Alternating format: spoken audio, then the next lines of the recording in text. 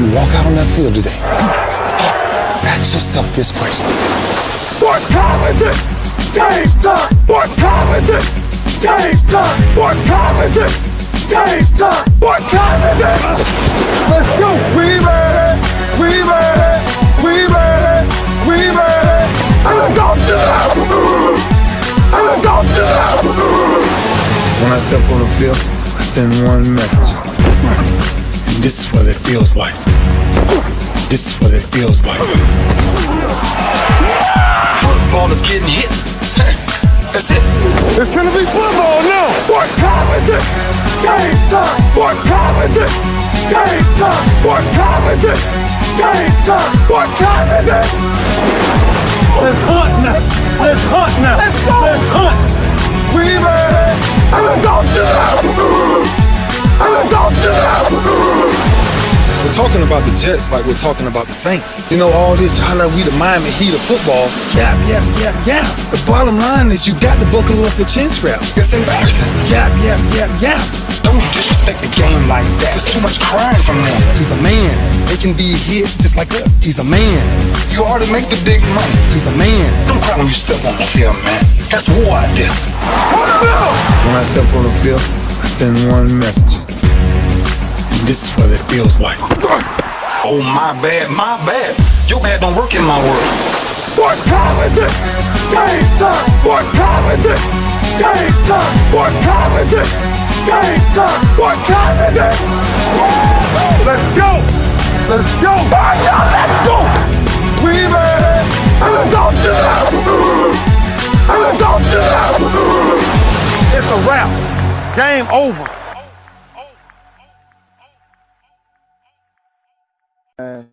We call him the best dressed coach. The best dressed coach in college football would be on the show on the Johnnie Cole HBCU Stroll on Monday, 12 noon, 10 o'clock, where I'm at. But we're bringing a fantastic guy, been around the SWAC conference for a long time. He's built himself up to being one of the, first of all, best dressed coaches in college football, bar none, and an offensive genius. He's been a head coach at two different universities where he's won at, and he's back at home in the state that he's from. He's the head coach of Southern University, Coach Eric Dooley.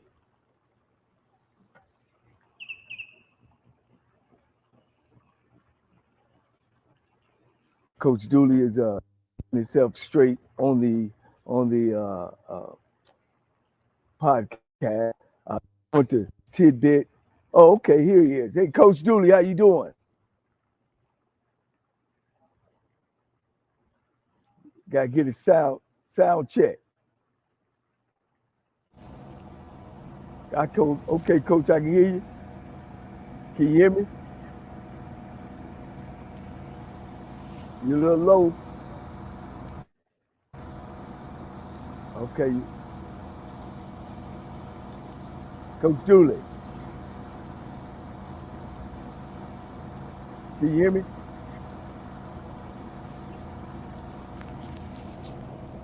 I have my mic on. I'm just not hearing anything. Hello?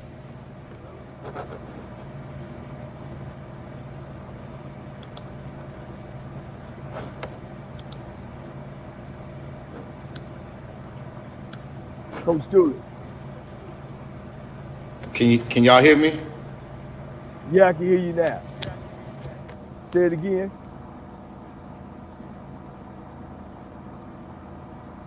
Hello, I can't. Did you hit the first link?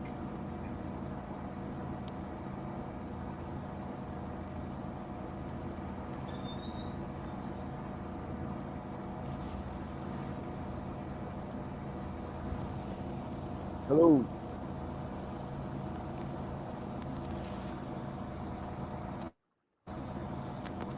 See if you're testing. 1, 2, 3.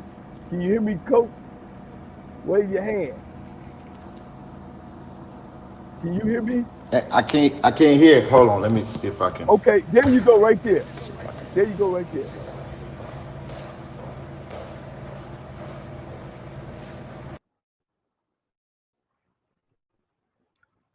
Well, we're having a little technical difficult. I'm not necessarily in the same state as he's in Louisiana. Of course, I'm out here in the beautiful country. There's one of the things happened this past weekend was the big thing about the and as a coach, I give you my look at that. First and foremost, that's what comes with the game, uh, But the part where I thought it got out of hand is when she actually followed the girl and taunted her. Still not a crime though. Still not a crime. Still not. It's like it ain't even. It's like changing lanes without putting your blinker on. And should the coach address it? Yes, she should address it, but she should address it in a way of telling Miss Reese, Angela Reese, that wasn't nothing wrong with you doing that. But when you directly went to the girl, that's called taunting, and that's a flag. That's a flag, or that's a penalty in any sport. It's just like playing football. You get a big hit, you can't stand over the guy and point your finger. Now you can run away and do whatever. All right, so that was the only thing about it. Hey man, the young girls is competitive. Probably the people who had a hard time with it have heard words about sportsmanship and all that kind of stuff, but it didn't go there. It shouldn't have never went to the level of people actually calling Miss Reese out of her name. She's still just a young adult, still learning her way. And if I was her, or the coach of her, I would at least tell her to move on from it, because you never know who's watching you, and you never know who's going to judge you. You've said what you said. You made your statements, and move on from it. Even you made light of it, that you weren't really trying to get at Miss Caitlin, but the part that you kind of walked and made sure she seen you, kind of went too far. But hey, it's the game. It's a game of basketball, and I know where your heart is. I know you didn't mean none of it personally, because I am a former athlete. So we just move on past that. All right. Have we seen if Coach Dooley can come on back? Yeah, I'm here. Can you guys hear me?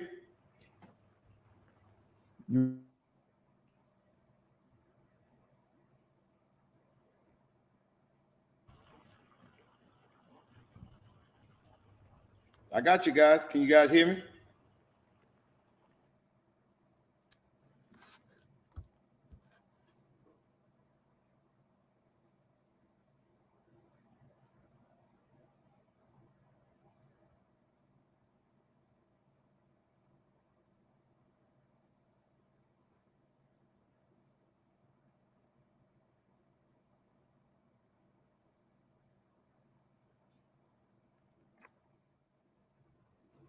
This is a BS3 network presentation. Politics. They'll write the law, but they'll enforce it differently. Is that going to apply both ways? Religion. God never said that we can't reason together. Matter of fact, he said, let us sit and reason together. Relationship. I believe that everybody wants and needs somebody. From a man's perspective. They say, girls, if I put some polish on that and get him to buy some different clothes, girl, he could be a winner chicken dinner.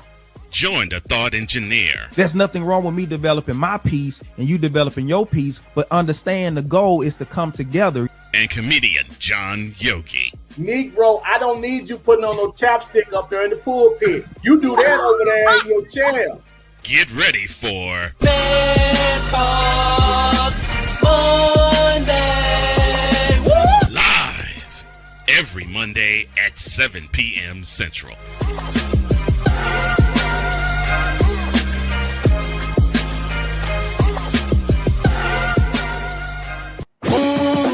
Looking for a sports program that gives you the flavor. Washington Commanders?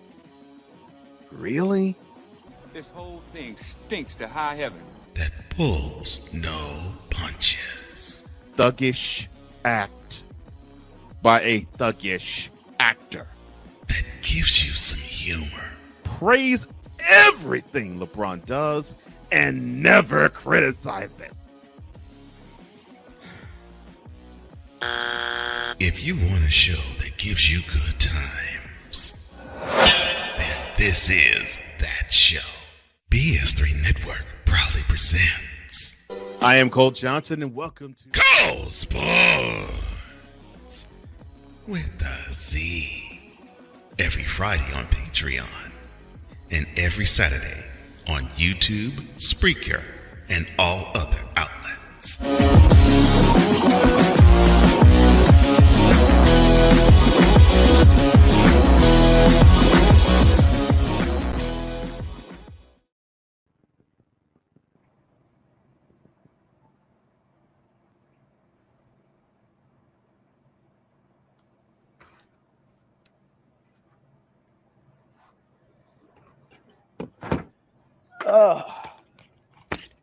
How we doing, Coach?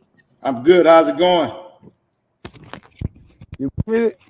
I can hear you. You can hear me? Yes. Good, man. Good. I apologize to my audience. We just having this technical difficulty this morning. How you doing, Coach? I'm doing well. How you doing, man? You look like you're in a good spot. Hey, look, we got something in common. See, you played for them Arizona Rattlers. Yeah. That's where I'm at, Coach. This beautiful sunshine. Yes, sir. Every day. Good. Man, I tell you what, boy, you're a hard man to catch up with. Man. Hey, I can call Obama and get in touch with him before I get in touch with you. No, don't do that. Well, Coach, man, you know, the show, man, is definitely about black college coaches. You know, of course, I've coached the game before, and we've kind of against each other, and I've always followed your career, and man, I see you know, you just went boom. You've always been known as a good man. Your reputation is impeccable. Good family man, and you know, I know one time, shoot, you had your choice of what job you want, and that's a good thing. That says a lot about you, your character, and your family.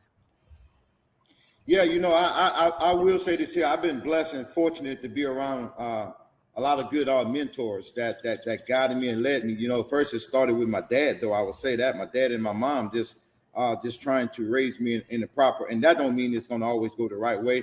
I just made some good decisions, some right choices, and it kind of helped me out. You know, just surrounding myself with a lot of people that kind of helped me out along the way.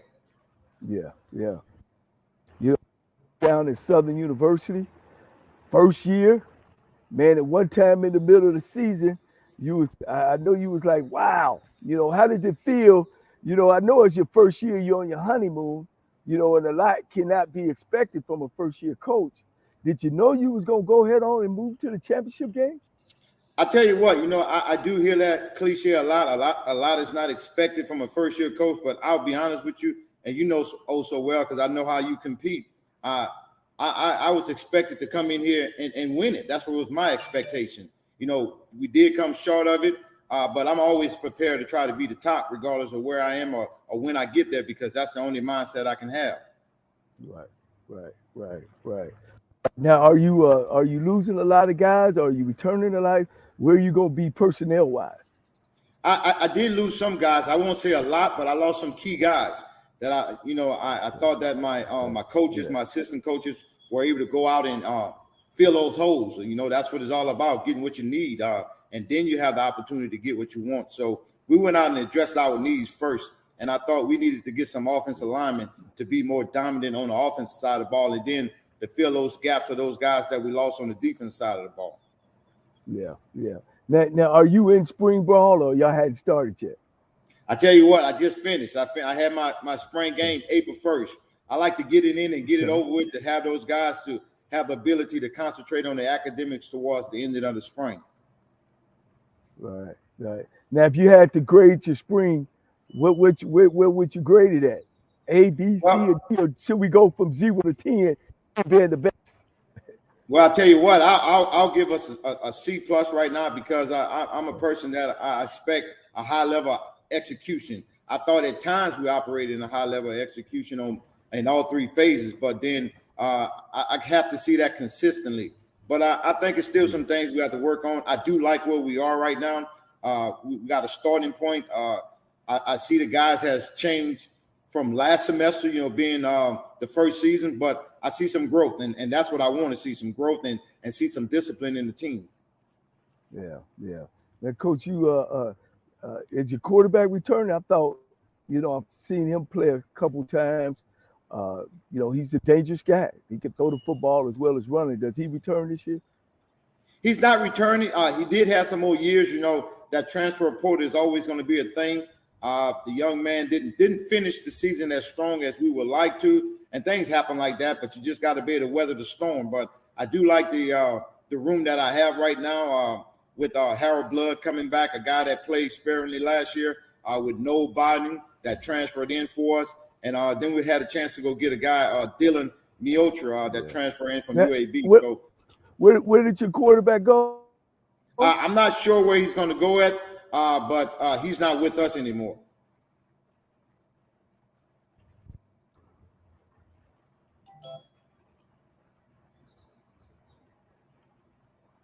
Okay, can you hear me? Yeah, I can hear you. I got you. Can you hear me, Coach? Yeah, I can hear you. Oh man, can you hear me? I got Hello? you. Yes, I got you.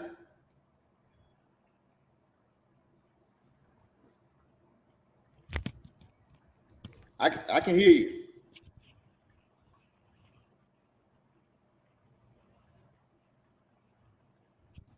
Hello?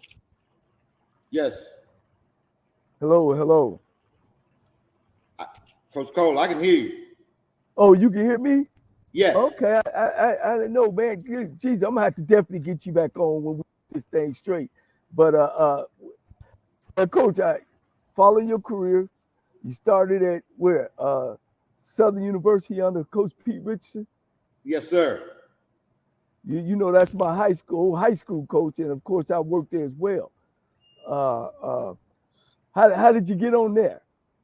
Well, I was actually coaching at the high schools in New Orleans. Just wanted to try to give back the best way I knew how, working at a high school in New Orleans. But, Coach Orlando, who I know you know oh so well, he actually recruited the New Orleans area and asked me would I be interested in coaching the running backs. And of course, I didn't know. I didn't have aspiration and wanted to even coach. I just was helping out guys within the high school ranks. And then when that opportunity afforded itself, I tell you, I've been blessed. And ever since 1997, I haven't looked back. I took it and continued to move on. And as each year went on, I saw aspiration of moving on to do little things a little higher as far as wanting to be an offensive coordinator, then wanting to finally be a head coach. But, throughout all that, I just feel that God was preparing me for this. Now, Coach, your alma mater, is it Southern or is it Grambling? Well, here's the thing. I played at Grambling, but you know how it is. Like any high school guy, you just think you're ready to play at another level. So I left and played and wasn't finished at that time. But then I had the opportunity to go back, and I wasn't going to go all the way back up to Grambling and go to school because I was finished with playing. So I finished in New Orleans. I got it from Southern University of New Orleans, and then got my master's from right here in Baton Rouge. Oh wow! So you pumping Tigers and Jaguars? I knew that. I was like, wow. And so it's Southern, man, up underneath Pete Richardson, and I know what type of coach he is. He coached me as well as me being up underneath his study. Yeah, it was really was an honor to coach up under him. It was a blessing. I learned so much and never knew just some of the things that you would take from an individual coaching up under him. But I mean, the philosophy was there, the mindset was there, the discipline was there, just the things that I do now, just in a different fashion.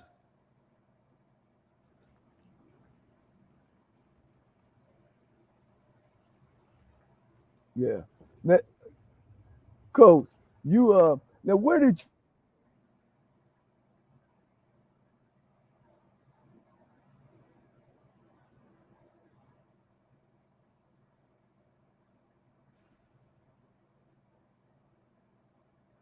there's a 100% chance of a laugh thunderstorm. Four men with different viewpoints take a movie, show, or documentary and review it uncensored, unfiltered, uncompromised, with no holds barred.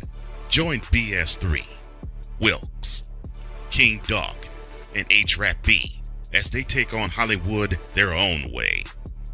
BS3 Network proudly presents The Forecast, where H-Rap-B always predicts, if I owe you something, I ain't got it. And if you need it, get it from God. live every Monday at 8:30 p.m. Central. Check your local listings for your viewing and listening pleasure.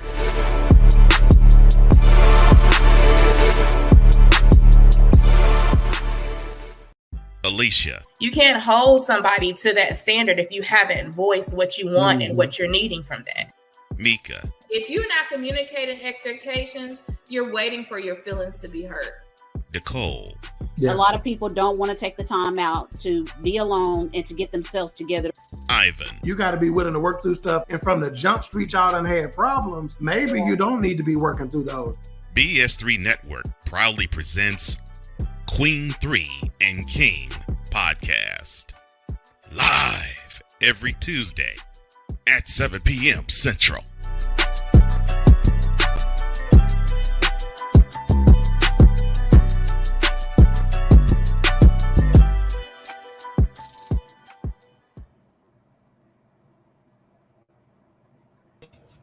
Man, all right, we back at it, Coach. Man, I don't know if it's my side, your side, but we definitely got to do this when we get it right. But let's finish up, Coach. You know, like I said, you've always been known as an offensive genius guy. You know, I seen your offenses. You like to throw that long ball and them corner routes. Where did you learn your offense? Is it a combination of just what you learned or did you take it from Southern University? Because your first offensive coordinator job was at Pine Bluff. Yeah, you know, I did take a lot what I was able to learn up under Coach Orlando, Coach Oliver, and this here make you laugh. I always looked over at your offense as well. You know, you got to learn from everywhere. Of course, I didn't know the different languages, but I knew some of the things that what you're doing, and I like the attacking style. I feel you got to always attack, not be attacked. You got to always go out and be in attacking mode. So kind of put some things together, and I always like to tell folks, you know, especially being from New Orleans, I kind of took a piece from everywhere and like they do gumbo. I just put a big old pot in and made out a big pot of gumbo. Yeah. No, Coach, you've always had successful offenses, and it was just a matter of time before you moved from Pine Bluff, and of course you took the OC job over at Grambling State. Who you was up underneath? Who was you up underneath the head coach? Broderick Fobbs. Yeah, Coach Fobbs. You took that thing over, and y'all were doing it. Y'all were getting it done. Yeah, I say Coach Fobbs put together a great group of coaches that we were able to work together. You know, like we've been knowing each other for a long time, but it worked out for us. You know, Coach Fobbs did a tremendous job, and you know, I was able to do some things there and help us to get to those national championship games, and the rest took place from there. You know, it was a blessing then to move on to finally get a head coaching job. Yeah, and you stayed around there for a couple years, and then next thing you know, you had to either get the Pine Bluff job or the Prairie View job. All right, look, I'm gonna get the secret out. What made you go to Prairie View instead of Pine Bluff? Well, you know, my family and I, we're real close, and we pray about everything. I'll be honest with you, we pray about it. And just as coming here, my steps was ordered to go. That's what's my new assignment, to go there. A place that I know Coach Frazier done a great job there. They won a championship, but they still was kind of off the radar. Coach Simmons took over. They kind of was, you know, in the limelight a little bit. So I thought that was a perfect opportunity with the blessing from God. That's where I needed to be at. Yeah. And I know coming to Southern University had to be even a better blessing coming back home.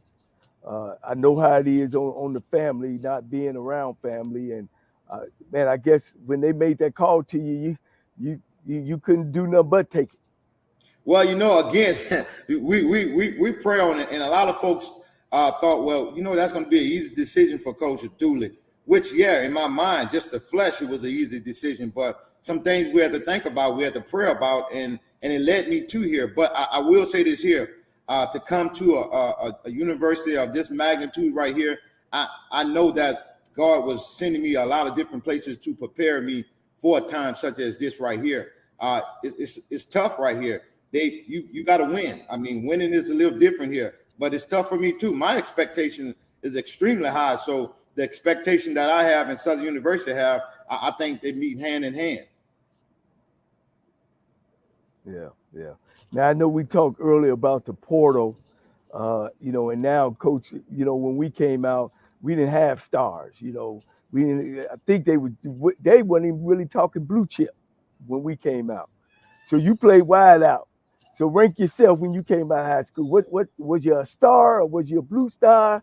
Where did you rank yourself? I just was a football player. That's why I like the term spot the ball. You just put it down. I'm gonna play football, regardless of the terms and the condition. But I did decent as a high school player. Where we played at and some of the things I was able to accomplish. But you're right. All these stars right here is totally different right now. Guys just was being recruited. Right. How you feel about the portal, Coach? It's tough. It's tough, and I kind of give you mine.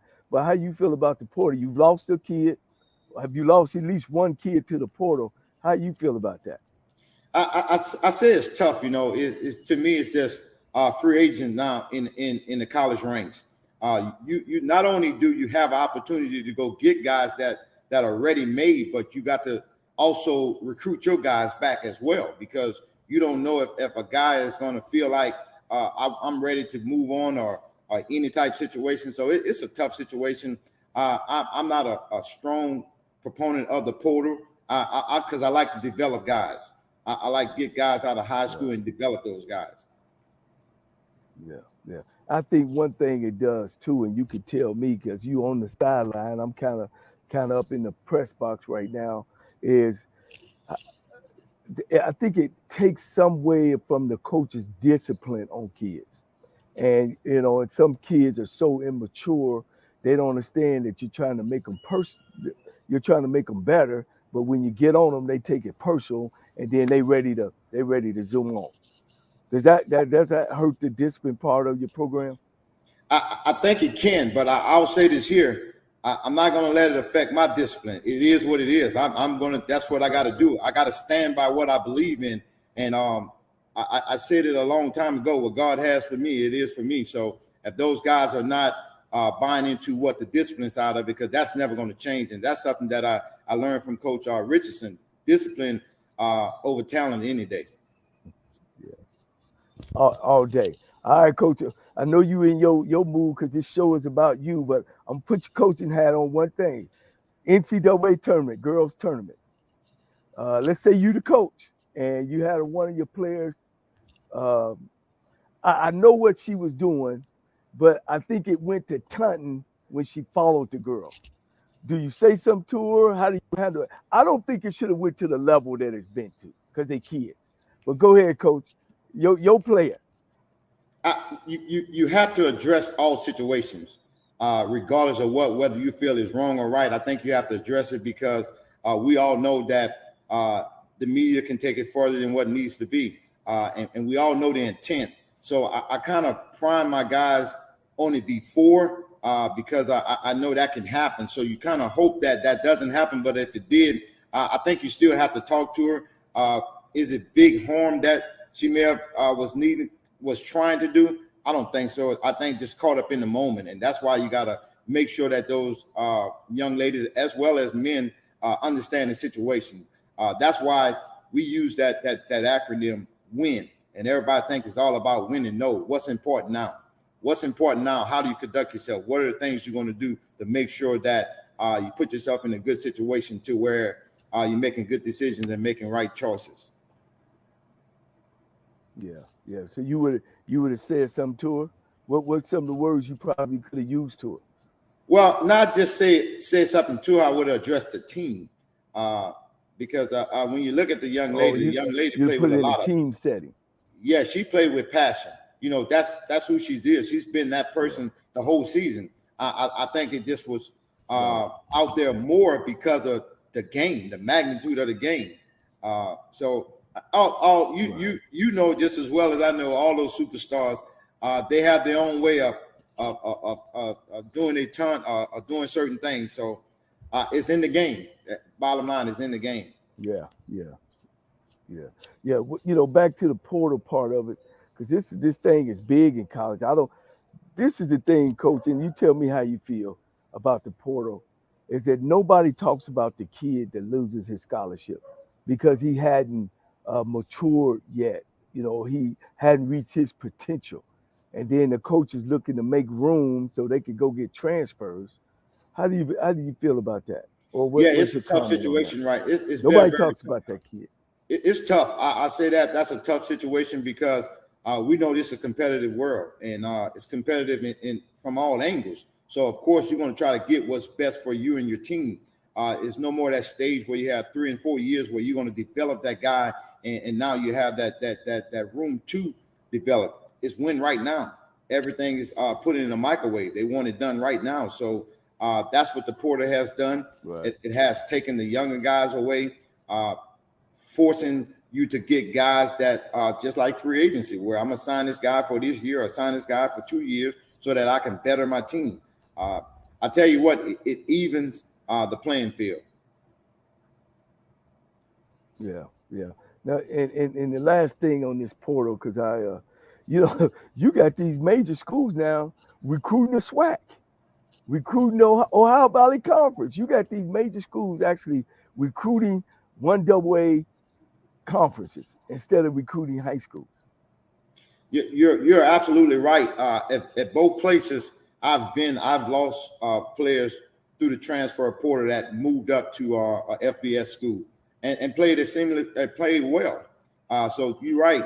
Those things are happening. That's why I say you really got to recruit your own guys. I know you go out to recruit, but you better recruit your team and make sure that relationship is there.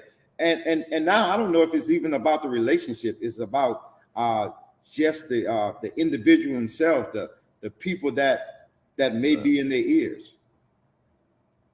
Yeah. Now what's now, you know, of course, you know, things have changed when you started coaching back in the 90s. Now recruiting is different. You know, what have you changed your recruiting philosophy? Do you recruit high school kids or how do you go about it? I'm always going to recruit high school players, and I'm always going to keep the relationship with the high school coaches. I just think at some point it's going to go back to that. But whether they do or not, I think you can always find that gym within the high school that you can bring up that's talented, and you can develop those guys. So we're gonna recruit the high schools, but at the end of the day, we're gonna look into the transfer portal. We're gonna look into the JCs, and then we're gonna also look at the high schools. Yeah. Now, Coach Dooley, you've been head coach at 2 different universities. Of course, you won at different universities. Let's talk about the PWIs for a minute. You know, is your aspiration ever to go coach on the PWI level? Because that's where the real money is, per se. Well, no, I never had aspiration. You know, I said a long time ago that my purpose is for the coach in this conference, particularly just the Southwestern Athletic Conference. And this is my aspiration. I feel that we can, and we're on the verge of it, and if not there now, as being one of the top conferences. And that's always been my vision, to stay right here, to remain professionally and grow from here. Yeah. You know, this is a staggering stat. 90% of all athletic directors in PWI. You know, of course, there is some racism. You can't get away from that.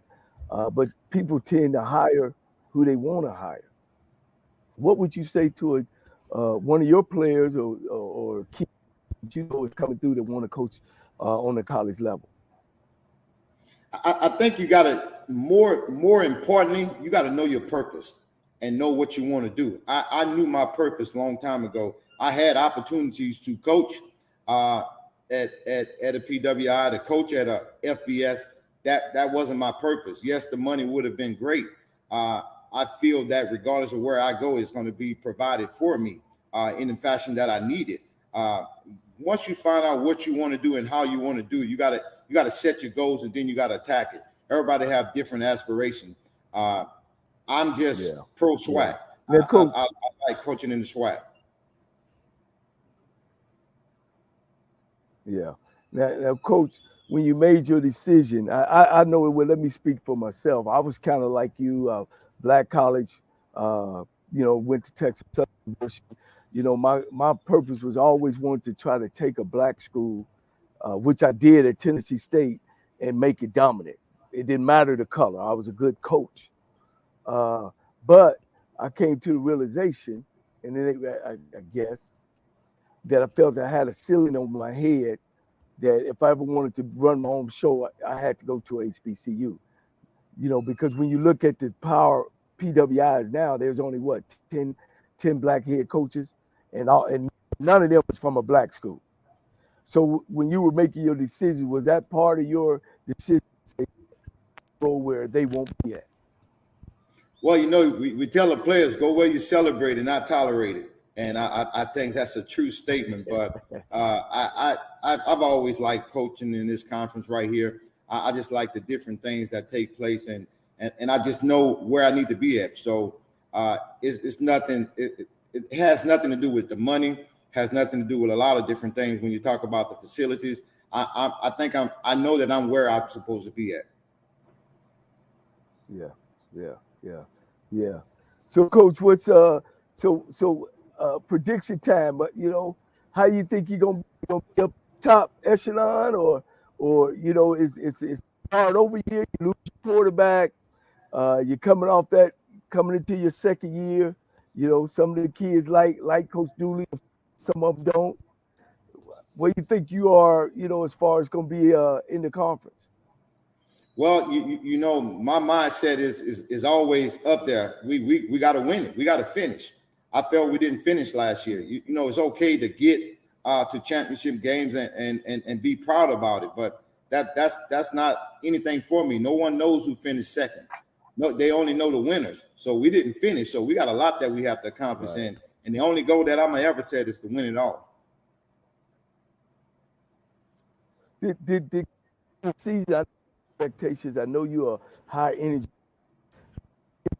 You kind of faded out the last statement. Oh, I said, really, did you know that you would be playing in the championship game? I said, you're a high energy guy. I know your expectations are high. Did you did you really think that you would be playing in the championship game? I don't want the statement to seem in a different way, but yes, I did. I told the team all the while, we'll be there. We're going to the championship. That's the only goal. That's the only mindset. And that's what we fought for. But we got to fight for a little bit more. We don't want to be in the championship game. We want to be the champions. Yeah. Well, I'm gonna go back to one of your sour weekends. Houston, Texas, playing a team, Texas Southern University.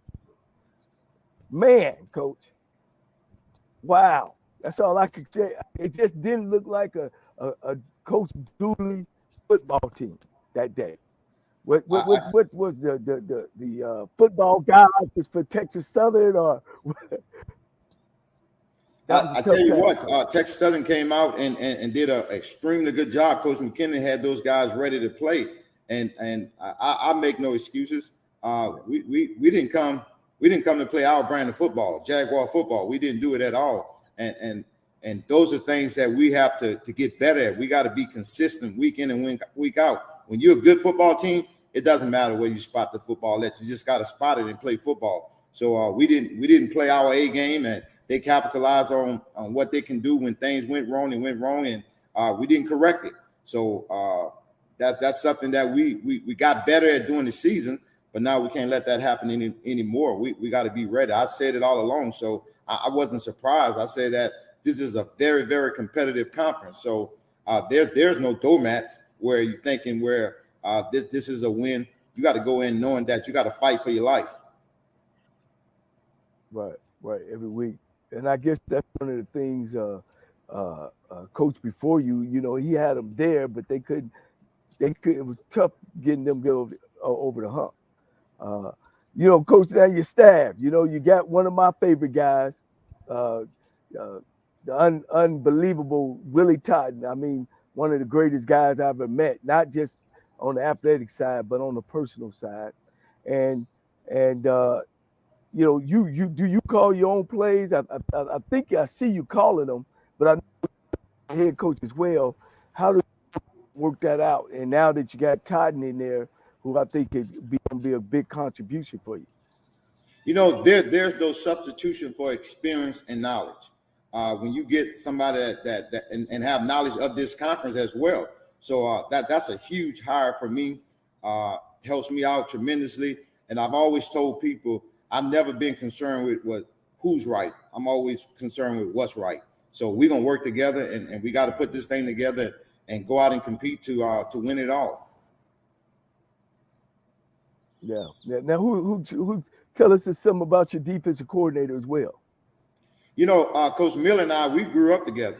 We played Little League football together. We played high school football together, and we just always been around each other, knowing one another. He's always been a guy that, he coached at Utah State.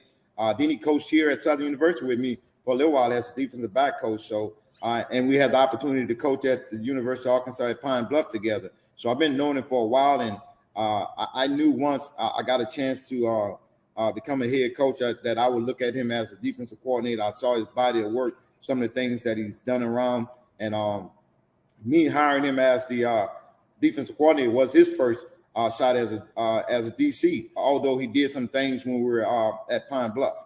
So I've been knowing him for a while, just like a childhood brother.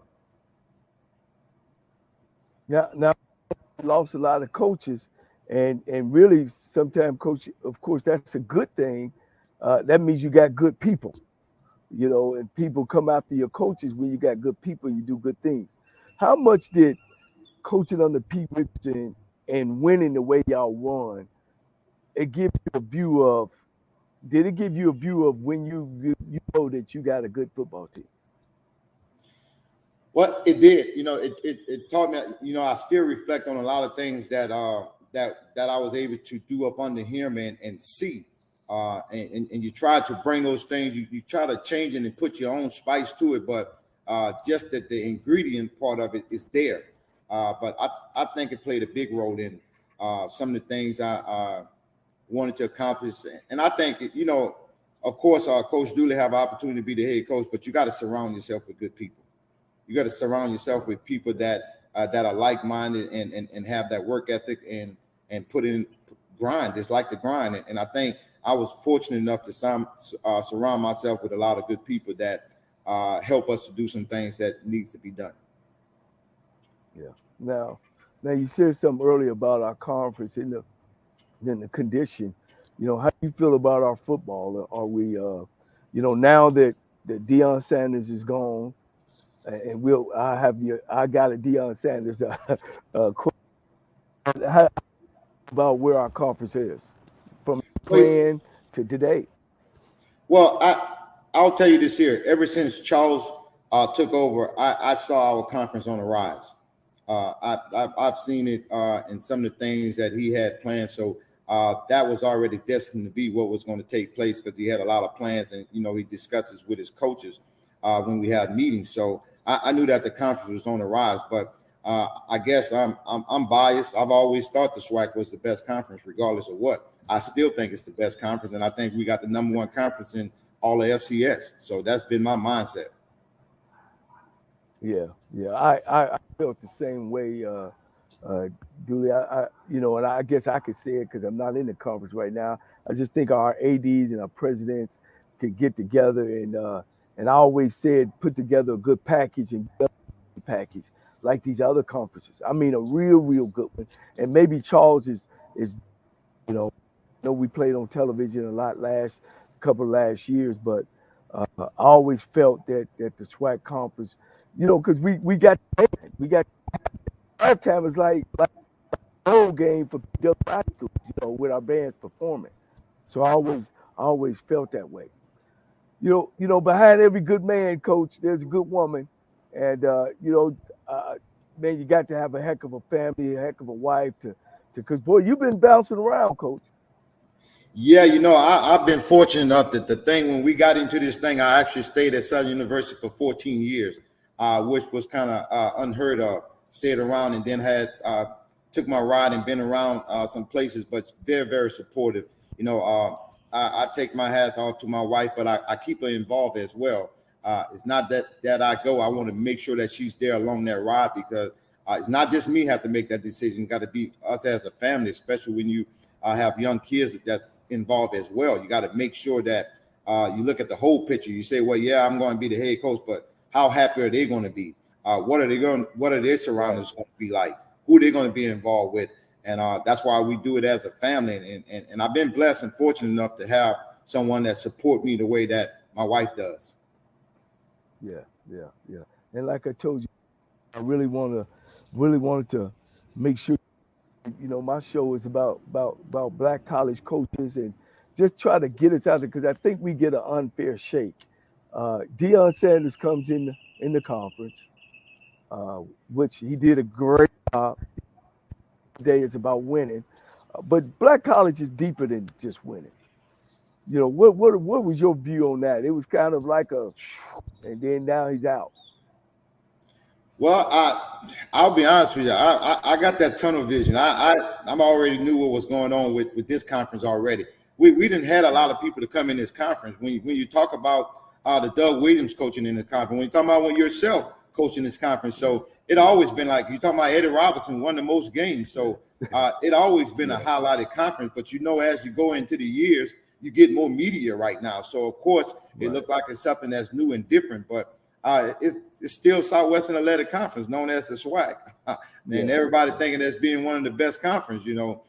Some things we're not going to get, but you just got to roll up your sleeve and just go grind and go and take care of the hard work and understand why you do this here and who you do it for. So I think it's still here. I think some of the things that we've been doing has not changed. We just get a chance to highlight it a little bit more. And now it's more people. We get a chance to tell our story a little bit more. Right. And I'll be honest. He did. You can't take away from that. But I didn't want him to take away from guys like you, and that's how this program started. Your Melvin, Pete Richardsons, your Jake Gaithers, your W.C. Gordons, your Marino Cassis. All these greats who have came and not only put people in the pros, but develop young men, and people don't even understand that the SWAC is in the top 5 in Hall of Famers in the NFL. No question. So my question to a dude, coach, and you can come in is, say that last statement again. I said somebody had to be coaching for good enough. Yeah, when you talk about you dig into Southern University, got 3 Hall of Famers. So there's no question about it. You got Hall of Famers throughout this conference.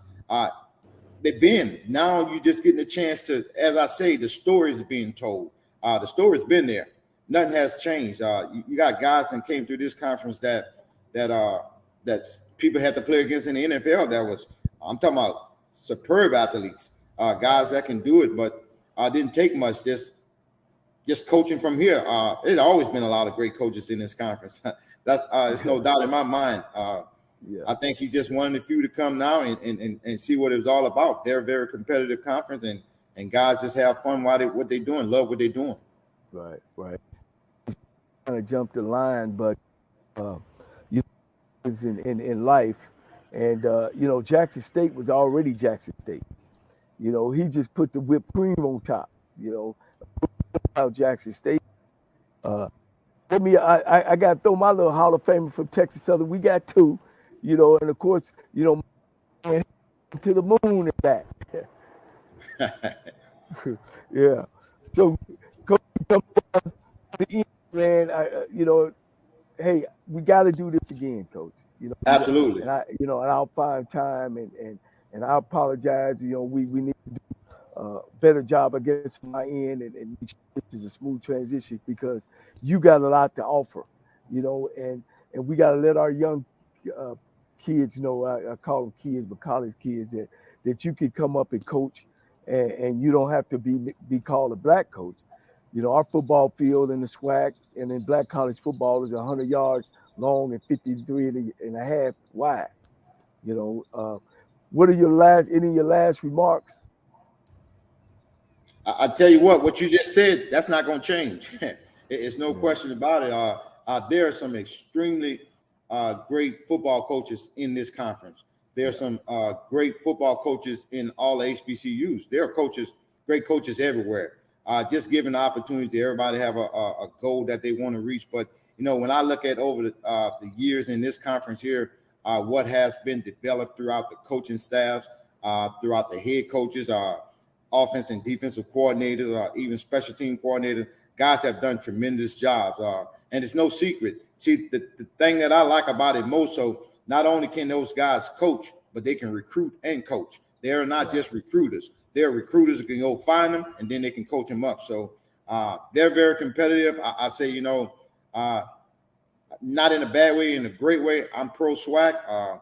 I look for us to remain the top conference in the nation, and I'm just going to continue to get better. Yeah. And one thing, what's next for Coach Dooley? Because you're working on your Hall of Fame. Believe me. I tell you what, when I look at things, I feel that I'm not there yet. I'm a grinder. I like to just go get it. I do know what takes place.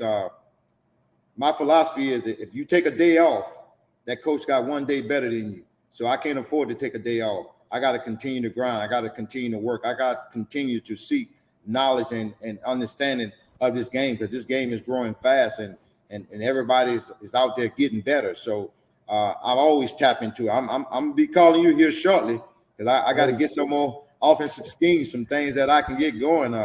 You've been around. I know you've been around, and I've never been a foolish young man. My dad taught me well. You learn from everywhere, and when you see it, you go get that knowledge. So I'm just continuing to try to grow and get better and surround myself with people that can help us be successful. Well, Coach, man, I'm only a flight away to Baton Rouge. I would love to sit and talk football, and me and Todd always, have done that. But I would love to come see your program, and I can't say enough about the way you go about it, the way you carry yourself. It's just another level, and I envy that because that's kind of the same philosophy I have. You dress good, you look good, you're good. I guess that's that, and you make more money, as they say. But I appreciate you.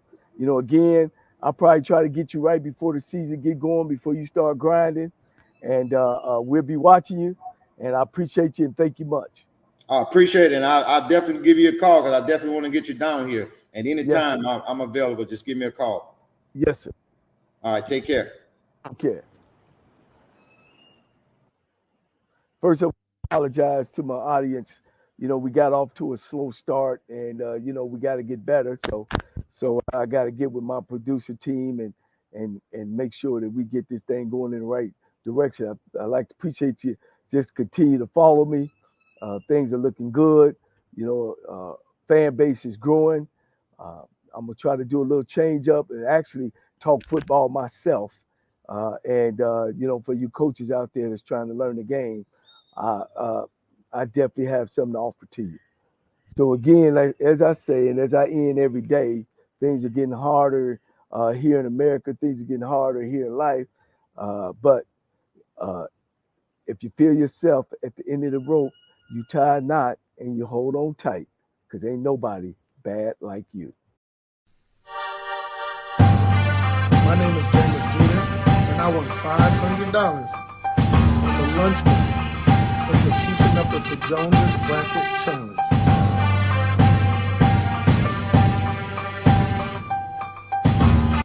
Wilkes with what you need to know. Today is Monday, May 8, 2023. Number 1. According to the Gun Violence Archive, the 199th mass murder in the first 126 days of this year occurred Saturday at an outlet mall in a North Dallas suburb. A gunman identified as 33-year-old Mauricio Garcia drove to the Allen, Texas mall and killed 7 people, wounding 7 others, ranging in age from 5 to 70. 3 of the people injured remain in critical condition. An Allen, Texas police officer responding to an unrelated call ran toward the sound of gunfire. The policeman discovered the gunman, shot, and killed him.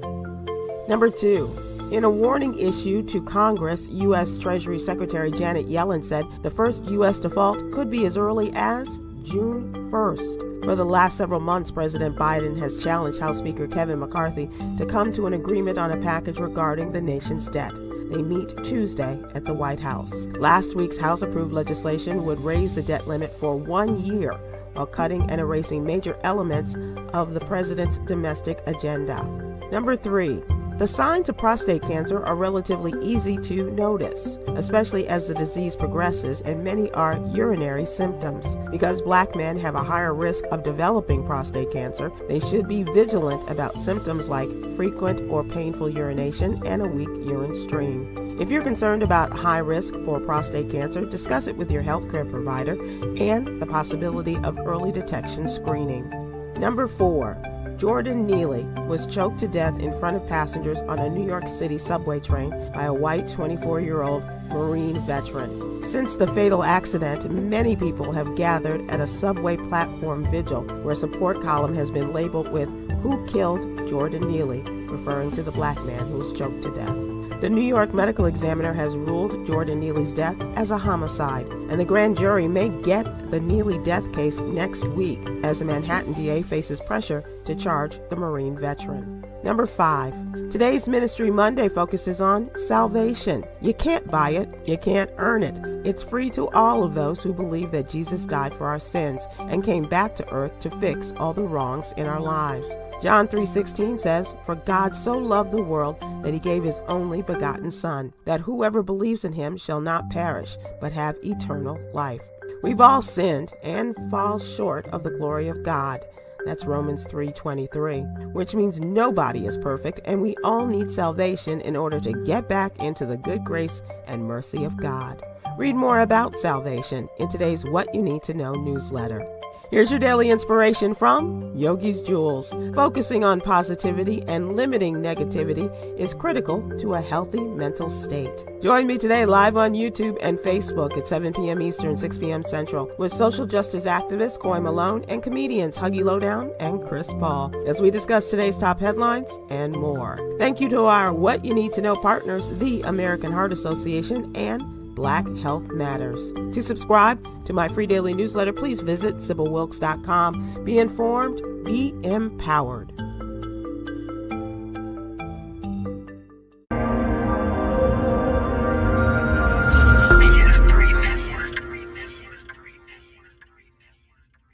BS3 Network, changing the way you watch TV.